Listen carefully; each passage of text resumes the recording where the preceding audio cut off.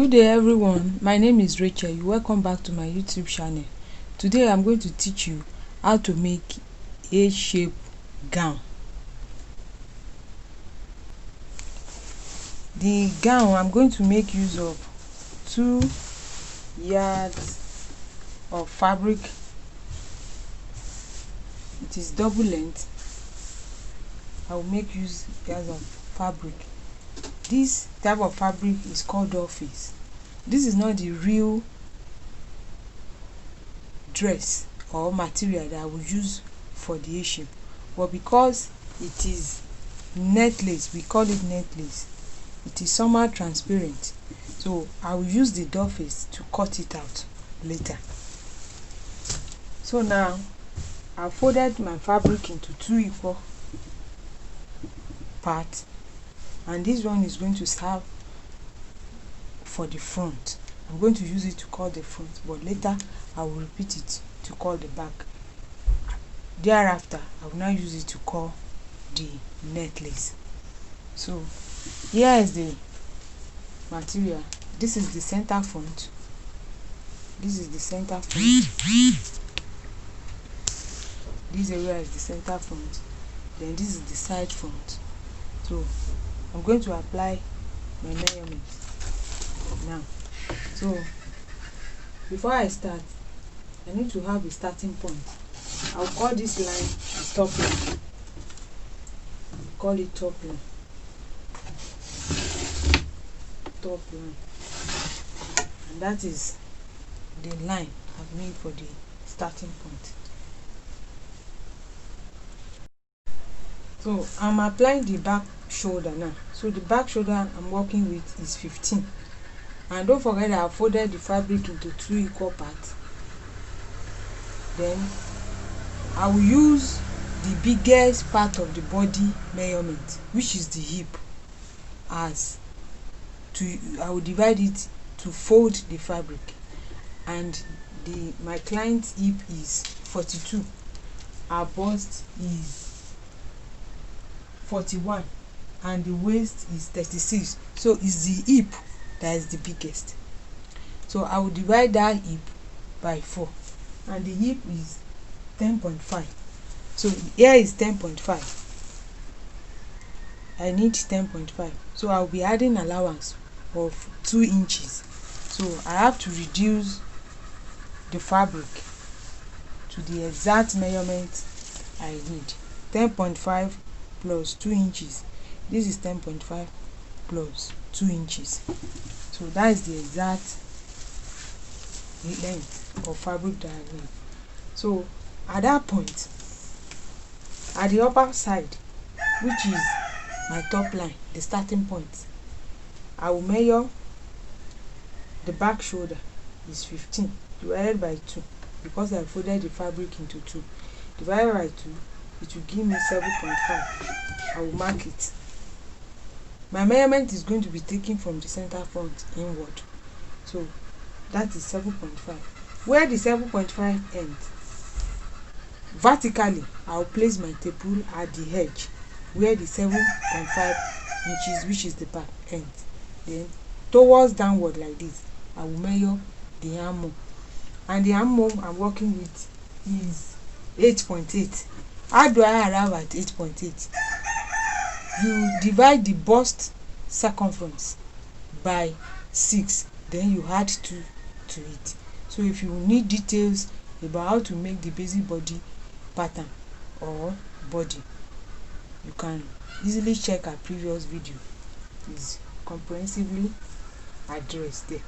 So I'm working with armhole of 8.8. So instead of measuring that 8.8, I will measure 9.8. I will measure 9.8. The reason is that I will use 1 inch as my shoulder slant. So the real armhole measurement will start at the edge of that 1 inch from the top line downward. Then it will now remain the normal actual measurement, which is 8.8. I've done that. I've marked it. So I have to reconfirm the 7.5 towards the edge of where my armhole will start from this edge. So that is 7.5. I'm only repeating what is there at the armhole line or the bust line, because we are going to place our bust measurement exactly on the line of where the armhole ends. So having done that, I will connect it straight to the top line. So I've done that. So the next thing I'm going to do is to apply the bust exactly on that line that I made where the armhole ends. And the bust I'm working with is 41. 41 divided by 4. 41 divided by 4 will give me 10.25. 10.25. I've marked it. Then I'm going to add 2 inches allowance. That is that. Then I will rule the line towards the side. Then make an angle 90 degree at the corner there. And that is just serving to enhance us to shape the armhole properly. So at the corner of the armhole, I will measure 2.5 inches upward. Then I will shape it towards the side. So that is our armhole cuff. So at this point, I need to consider our cross chest. And the across chest of my client is 13. The back shoulder is 15. So the variance is on either side, which is almost 2 inches. It's 2 inches. So what I will do is I will measure the 13, then plus half that I will use to sew it. The 13 ends there, then plus half that I will use to sew it. Then I will connect the shaping to that to meet the shoulder slant here. I don't know if you are seeing it very well. That is why I'm using this type of chalk that will stand out on the fabric. So that is that. So the next thing I'm going to do now is to get our horizontal line. So the dress length, this one is serving as the inner for the main fabric, and the dress length I'm using under the main fabric is going to be longer than this, but for this purpose I'm using 43. So 43 for the length of the gown. Then from shoulder to waist, I will make use of the half length, which is 16. Then from the 16, I will measure down 9 inches. Though convention will tell you 8 inches, but because I will still join at the shoulder to shoulder at the back with the front, so half will be going at the upper end and it will move up. So that is why I'm leaving it at 9. So having done that, I will now come back to the waistline. This is our waistline now. This is our hip line. So at the waistline, I will apply the waist measurement, the circumference of our waist. And the circumference of the waist I'm working with is 9, because the total circumference is 36. So I'm going to apply 9. That is 36 divided by 4 to give us 9. Then I'm going to add 2 inches allowance. So I will connect it to the bust line. That is the edge of the armhole. So likewise the hip too. The hip I'm working with is 42. 42 divided by 4 it will give us 10.5. 10.5. Then I will add 2 inches allowance. Then I will connect it to the hip. I will connect it to the hip line. From hip to the waist. I've done that. So it is this hip measurement that I have here that will move towards the down. I will not shape it because it's going to be a semi loose gown and it's for average lady. Doesn't want too fitted dress like that. So I'm going to connect that downward. So the next thing I'm going to do now is to mark the neck width and the depth. So the neck width I'm going to use is 4.5. I'm using 4.5 because this is inner for the main dress, and I'm going to use 3.5 for the main dress, but for the inner it must not show at the upper shoulder of the dress. So that is why I'm using 4.5. Then downward I will use 6. Now this one is serving as the inner, so I will connect from the shoulder slant to the shoulder to the neck point. So having done this, I have to cut it out.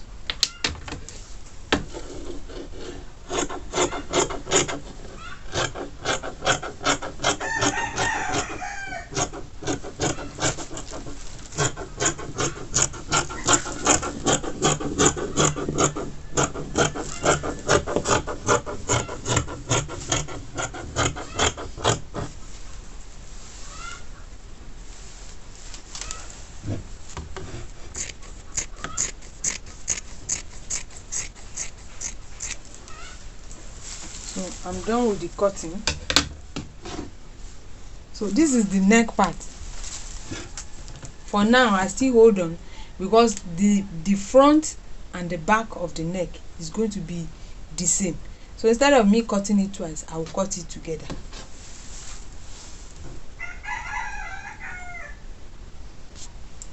So now I have repeated the front to use it to cut the back. It's just the same process. So now the thing that is next is to shape out the neck. Since I want the same neck both at the front and the back, so I'm going to cut it together.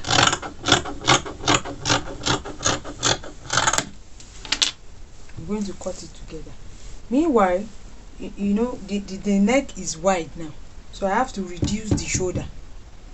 It is compulsory that you reduce the shoulder so that the shoulder will not be dropping. So I have to reduce it like 7/8 or 6/8. So I've reduced it. So the next thing is to use it to cut out the main fabric. So here is the main fabric. I have folded it into 2, and if you notice, I repeated this inner gown on it, and the reason is that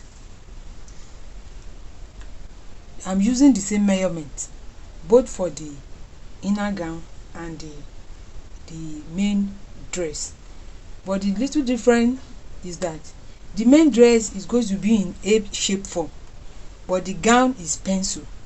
So all I will do now is to add 5 inches to the excess or to the hip side of the fabric, and that 5 inches, the purpose is to enable the down part of the leg to be a little bit wider so that it will be easier for my client to move.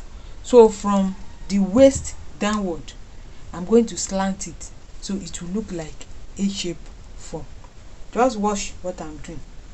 So at the upper edge, this is the upper edge,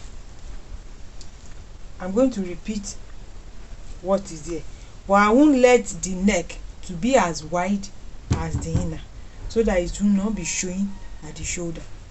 So instead of me to make it 4.5 inches here, I will mark 3.5 because my client doesn't want too wide neck. So at this part I will make it 5.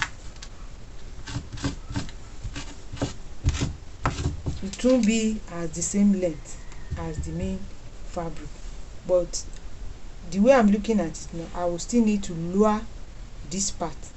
I will still lower it so that it will not be showing at the neck and on the shoulder. So what I will do now is I will cut it out.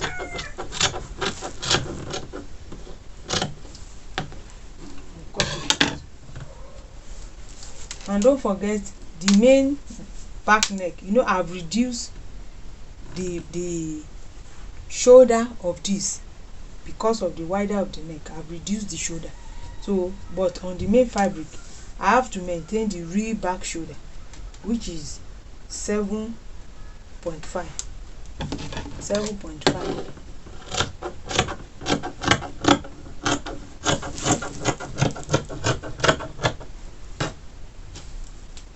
I've done that. Well, towards the down part, you know, I told you earlier that I added 5 inches to the hip. I used the hip measurement. So the purpose of that 5 is to make allowance towards the edge, and I will mark. So from here I'm going to connect it to the waist. So this is our waist, then I will connect it to the waist.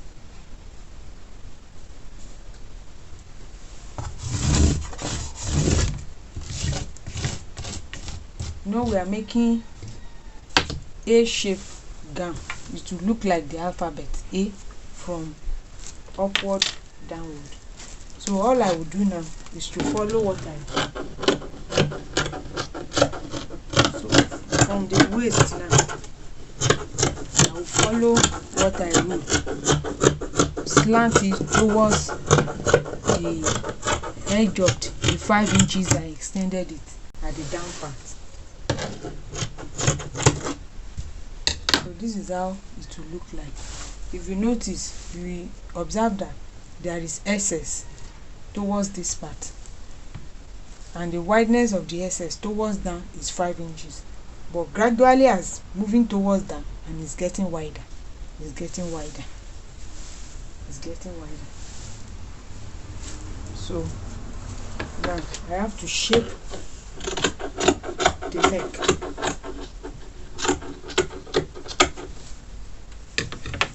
So as you can see now, there is excess here, excess.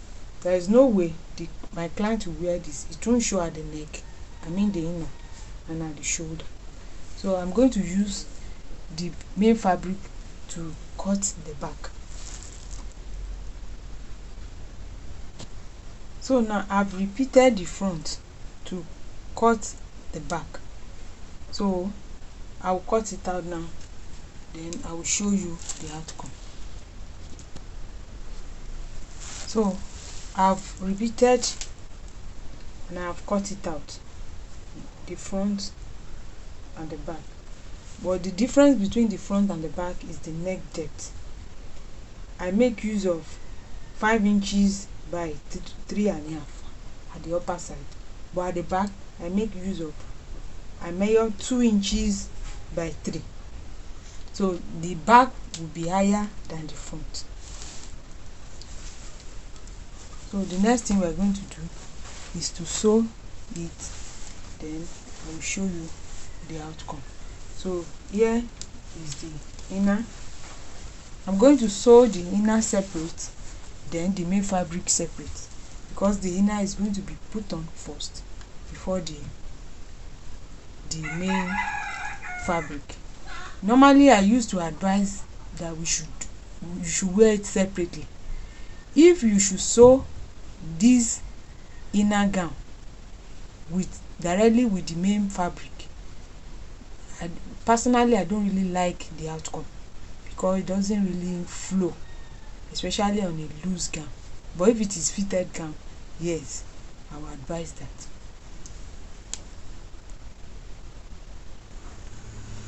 So here is the sleeve of our basic body pattern.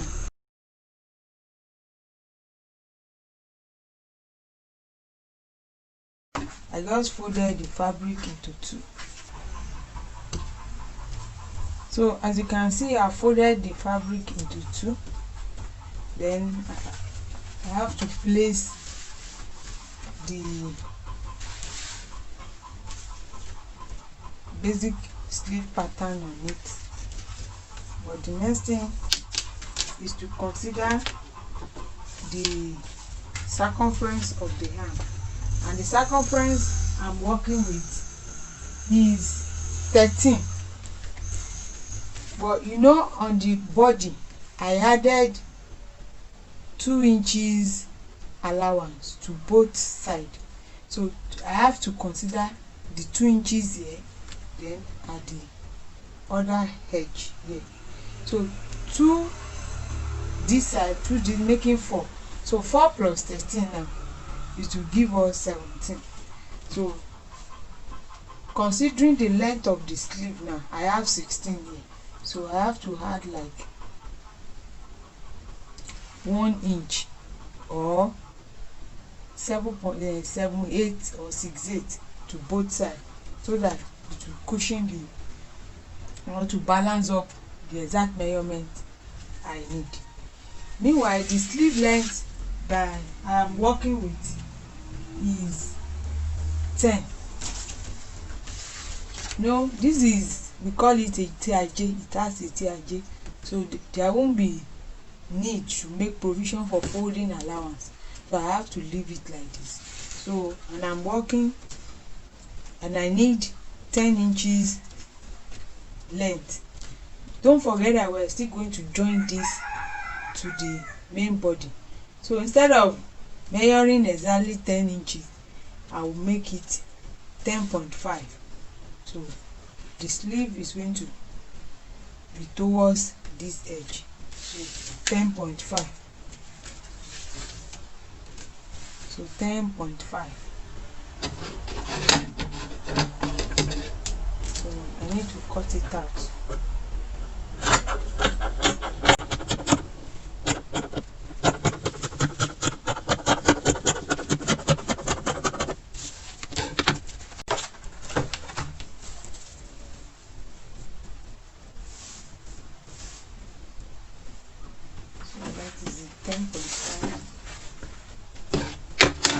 So to reconfirm the measurement, the circumference is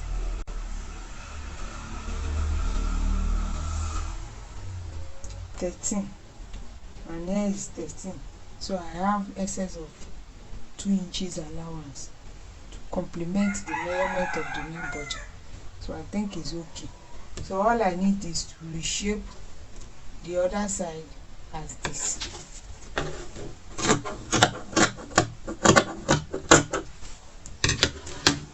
So I have done that. So here is our sleeve, and thanks for watching. 2 of this. Please don't forget to like, comment, share and subscribe to my channel. Thank you. So we're going to sew it and show you the outcome.